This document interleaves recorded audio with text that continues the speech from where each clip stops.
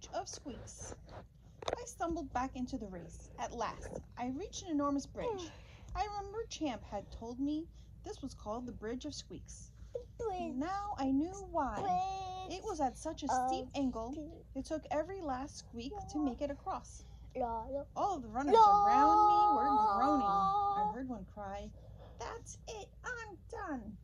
Another sobbed, "I've got too many blisters, I'll never make it to the end." "This is crazy," a third wailed. I felt the same way. What kind of a nutty mouse wants to run a marathon anyway?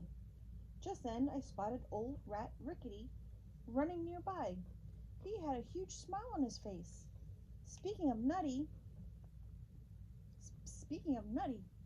then I remembered the old rat's words of advice. Never give up. Never stop believing in yourself. I took a deep breath. If old rat Rickety could do it, so could I. I scampered forward with every last bit of strength in my paws. I was almost to the top of the bridge when a terrible thing happened. A runner fainted and fell into the water below. What could I do? I had to help. Before I could talk myself out of it, I dove in after him. The water was colder than the super chilly deep freeze slushy at the Ice Rat ice cream parlor. Even my whiskers were frozen, but I didn't have time to think about that.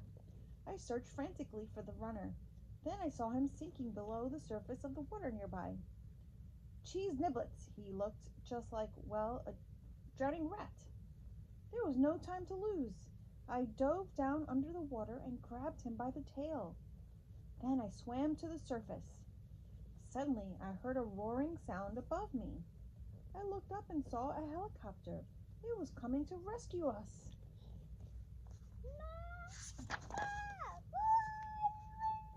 "Here, we're over here," I shouted, waving my paw in the air. The helicopter lowered a long metal cable with a life ring attached to the end. Once I grabbed onto the life ring, the rescue workers pulled me and the other runners up together. They wrapped us in warm blankets.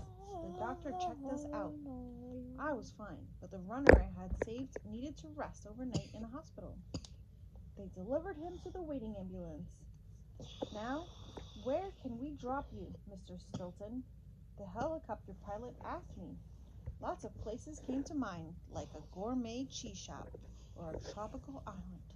But a little voice inside my head kept nagging me. It said, "Never give up! Never give up!"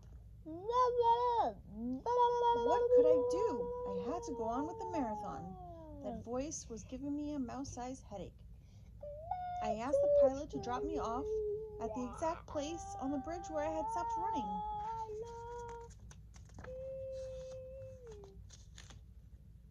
So what happened? Well, he was running, and then he saw somebody faint and fall into the water below. So he fell off the bridge, and Geronimo had to go save him. So he dove in after him and found him and pulled him out of the water. The helicopter was there to rescue both of them. The end. So what happened? I just told you. So what happened? Oh, okay. You're playing a game. What happened? You're being silly. What happened? I don't think so. Let's take off your sweater so you're not too hot when you sleep.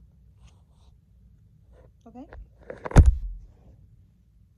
Camel black. Can you take off your sweater? Camel black. You do that, and I'll be back with your headphones. Camel black. Can I get my sweater off? Yeah? No.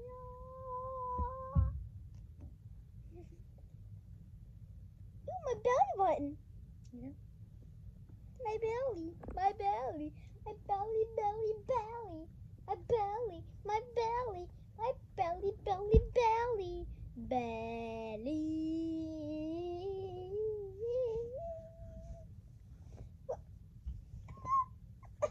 You get it off your face.